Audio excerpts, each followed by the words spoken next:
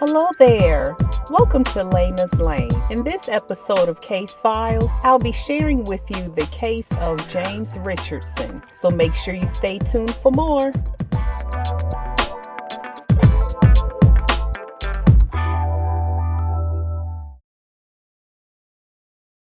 James Joseph Richardson was born December 26, 1935 in Jacksonville, Florida. Not much could be found on his early life. But much later in life, 31-year-old James Richardson met and married 29-year-old Annie Mae. James brought a daughter named Alice from a previous relationship into the marriage, and Annie brought 4 daughters, Betty, Susie, Doreen, and Vanessa from her first marriage. And together they then had a daughter, Diane, and a son, James Jr. Altogether, they had 7 children. James and Annie made a living as migrant workers. They worked together as fruit pickers in an orange grove in Arcadia, Florida. They lived in a 2-bedroom apartment where the kids shared 1 bedroom and James and Annie in the other. They lived next door to trusted neighbor and friend Bessie Reese. James and Reese's husband Eddie were friends. One day the pair took a trip to Jacksonville, Florida, but Bessie's husband Eddie never returned. Bessie blames James for Eddie being with another woman, and the pair were on bad terms. Eventually, things simmered down between them, and they were back on good terms. Reese's older teenage daughter, Dot, was the Richardsons' usual babysitter while they were at work. They had 3 children that stayed home. Vanessa was 4, Diane 3, and James Jr. was 2. And 4 school-age children, which were Betty 8, Alice 7, Susie 6, and Doreen 5, who would return home every day for lunch, then return back to school. Reese informed the Richardsons that Dot was unable to sit for the children the next day, being that she had somewhere else to be that day. Therefore, Reese volunteered to sit in place of her daughter. The Richardsons accepted and agreed to pay Reese $10 at the end of the week once they were paid. On Wednesday, the morning of October 25, 1967, Annie awoke to prepare the day's meals. She fried chicken for James and herself to take to work for lunch, then prepared grits for the children's breakfast. For their lunch, she made rice and beans, seasoned it with hog jowl gravy, and mixed some of the grits in it to stretch it. She placed it in the refrigerator for Bessie to serve to the children later that day. The Richardsons was out the door by 6:45 a.m. They worked 16 miles from home and headed toward a stop on the corner where a work truck would pick them up. The older children ate their grits for breakfast and headed off to school, and the younger children were home with the neighbor Reese. It was about noon, and the older children had arrived home for lunch. Reese divides the beans and rice amongst the 7 children. The children finished their lunch and walked back to school. Upon returning to school, teachers discovered all 4 of the children were convulsing and vomiting. Teachers notified the nurse, then Principal Lewis Anderson. Principal Anderson and some of the teachers loaded the girls into his vehicle, and he transported them to the hospital. Betty was the only one who could speak at that point, saying, "I'm all right." Trying to comfort her, Principal Anderson responded, "Well, sure you are, Betty Jean." One of the teachers from the school went to the Richardsons' residence to check on the younger children. When she arrived, she found Bessie sitting on the front porch holding James Jr. while he was convulsing. Vanessa and Diane were laid in a fetal position in the front yard screaming and crying in pain, and Doreen was inside the apartment also convulsing and vomiting. The teacher transported all 4 children to the hospital. That afternoon, while eating lunch, the Richardsons were approached by a supervisor who informed them that one of their children was ill and had been rushed to the hospital. So the supervisor offered to drive them to the hospital himself. When the Richardsons arrived, they were informed of the horrific news that 6 of the children had died, but Doreen was still clinging to life. Sadly, Doreen died the next morning. Officer Monahan was first to arrive at the hospital to question the Richardsons. When he determined all the children were from the same family, he quickly went to the apartment to search and confiscate any potential poison. He found nothing in the apartment outside of an insect spray he didn't believe would have caused the poisoning. Returning back to the hospital, he was met by Police Chief Richard Bernard and Sheriff Frank Klein. He notified them that he found no poisoning agents in the home. Bernard and Klein were among the next officers to examine the apartment. Inside the home, they noticed a strong smell, but no sign of any poison. They then searched the shed behind the apartment building and still found nothing. Officers gathered the children's lunch plates, leftover bowls of grits, pots and pans that were used to prepare the meal, and other items in the kitchen for testing. Tests revealed the presence of enough parathion to unalive everyone in a large city was in the children's lunch. Parathion is a highly toxic insecticide used for pest control on crops. James came under suspicion after telling Sheriff Klein that he had talked to an insurance salesman the previous day about getting $500 policies for each of the children, a $1,000 policy on his wife, and a $2,000 policy on himself. Then the next day, the children became ill.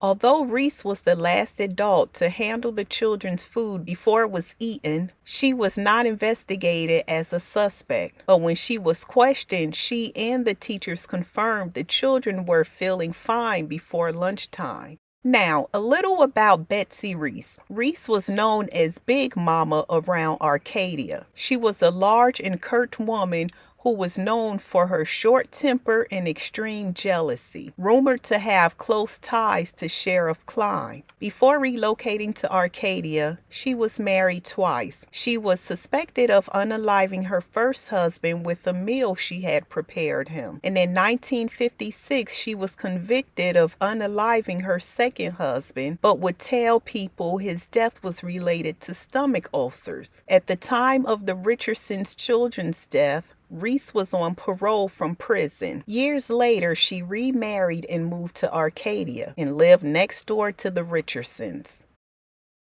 Now, the day after the apartment was searched by the officers a total of 5 different times, the poison was discovered. It surfaced when Reese led a neighbor, Charles Smith, to the shed. There he found half a bag of parathion.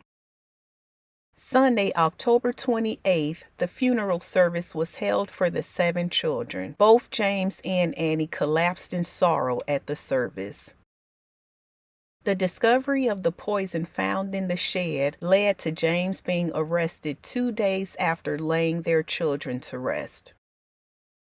The charges were dropped to instead charging both James and Annie with child neglect. After some time, charges were dropped against Annie, while James was being held without bond for murder.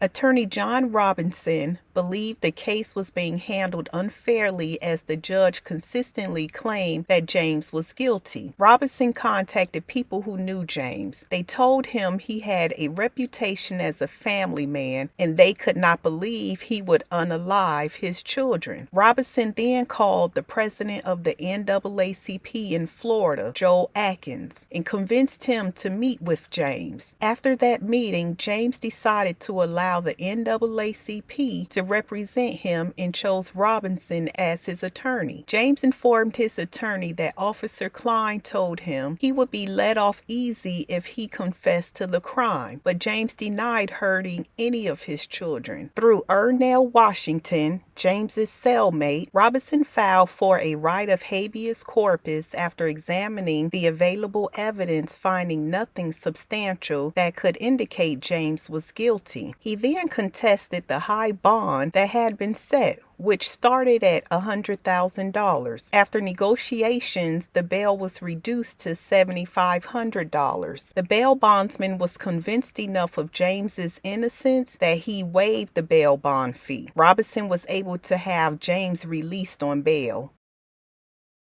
Sheriff Klein and State Attorney Frank Schwab started putting together a case that accused James of unaliving his children to collect money from an insurance policy he had just purchased, when in actuality, James had not purchased the insurance policy because he could not afford the $1.40 premium at the time. But that fact was suppressed from the grand jury and the trial jury. A deposition given by the insurance salesman George Purvis was hidden as well. Before James's trial began in May 1968, the judge removed 15 prospective jurors who were opposed to the death penalty and 2 who doubted circumstantial evidence was enough to convict someone of murder. In contrast with the removal of those possibly open-minded people, several of the jurors were former KKK members. During the trial, prosecutors built their case through prisoners at the county jail. James Cunningham was one of their witnesses. He testified that he was a prisoner in the county jail in Arcadia when James was first incarcerated. He testified in a conversation with James, he admitted that he had unalived his children. Cunningham also testified that he overheard a conversation in the jail between James and another prisoner named Ernell Washington, asked him if he did unalive his children, during which Washington and James said yes. Cunningham further testified that James's wife, who had also been incarcerated but who was being kept on the floor above him, called down to James asking, "Why did you unalive my children?" Another witness for the prosecution, James Weaver, also testified that while he was an inmate in the Arcadia jail, James told him that he had unalived his children but did not state why. When their neighbor Reese testified at the trial against James, she was on parole for murder. Although the prosecution knew this information, they once again suppressed it from the jury. Reese gave evidence that she divided up the meal into 7 equal parts once the children came home from school about 5 minutes to 12. She testified that Charlie Smith wanted to look for the sack and went straight to the shed, pulling a board off the window and discovering the sack, implying that Charlie Smith had prior knowledge of the location of the parathion. Then an unknown woman saw them retrieving the sack and called authorities. Later in the trial, Charlie Smith testified about finding the bag of parathion in the shed. His story agreed with Reese's, and he was quickly excused. Judge Hayes had Charlie Smith arrested as a material witness and set bond for him at $2,000. James's 5-day trial for the murder of one of the children ended on May 31, 1968, with an all-white jury finding him guilty within 90 minutes. Although some jurors acknowledged that the evidence was shaky, he was sentenced to death by electric chair. James sat on death row until 1972, when the U.S. Supreme Court declared the death penalty unconstitutional and his sentence was commuted to 25 to life with eligibility for parole in 1993. In 1988, Mark Lane, a trial attorney and author, visited James on death row. James asked Lane to represent him. Lane began an investigation. Upon his findings, Reese was suffering from Alzheimer's disease in a nursing home in Arcadia and had reportedly confessed to the murders of the children to her caregiver, but her confessions were not taken seriously because of her condition. Lane also found that the last surviving witness to James's alleged jail cell confessions recanted his testimony to state legislators, saying that he had been offered a lighter sentence in return for the testimony. Furthermore, the investigation into the children's death had been inadequate. Leads were never pursued, critical questions were not answered, and inconsistencies were never resolved. On October 25, 1989, a hearing was held in Arcadia. Lane appeared on behalf of James, and Janet Reno appeared on behalf of the state of Florida. Lane argued and Reno agreed that a grievous injustice had been done and the wrong person had been convicted of the crimes. On April 25, 1989, after looking at all of the evidence presented by both sides and noting the inconsistencies and the injustice that had been done in Arcadia over 2 decades ago, retired Circuit Judge Clifton Kelly said that James had not received a fair trial and released him into the custody of his attorney, Lane.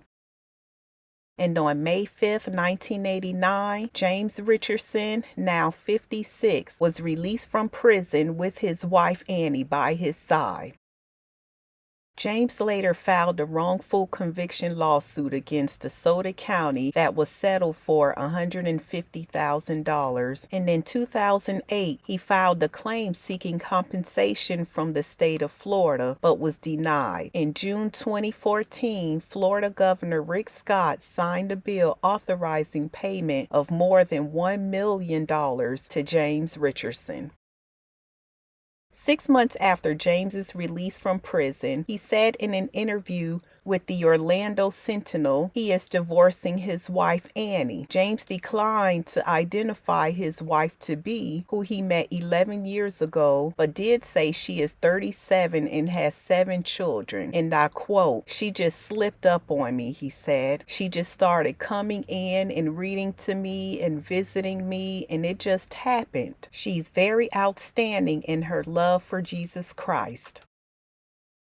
And in 1989, Annie, now ex-wife to James, filed a lawsuit requesting a portion of James's settlement. The Richardsons was divorced shortly after his release, but the property settlement had not been resolved. Annie visited her husband in prison for many years, but stopped 5 years before his release. She was by her husband's side when he was released, and James said he wanted to resume their life together.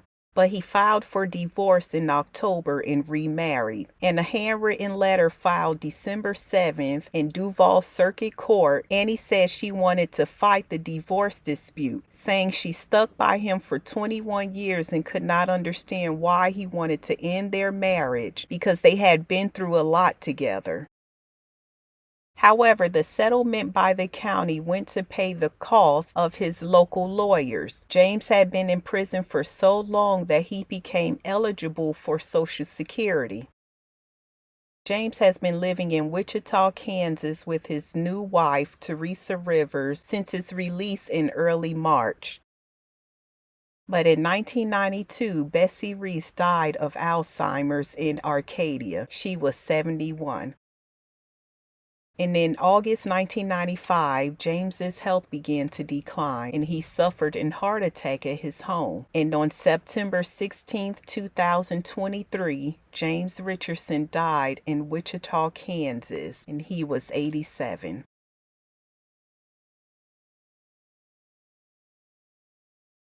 That was the case of James Richardson. Down in the comments section, let us know whether or not you heard of this case. What were your thoughts? Let's talk about it. And thanks for watching. Bye for now.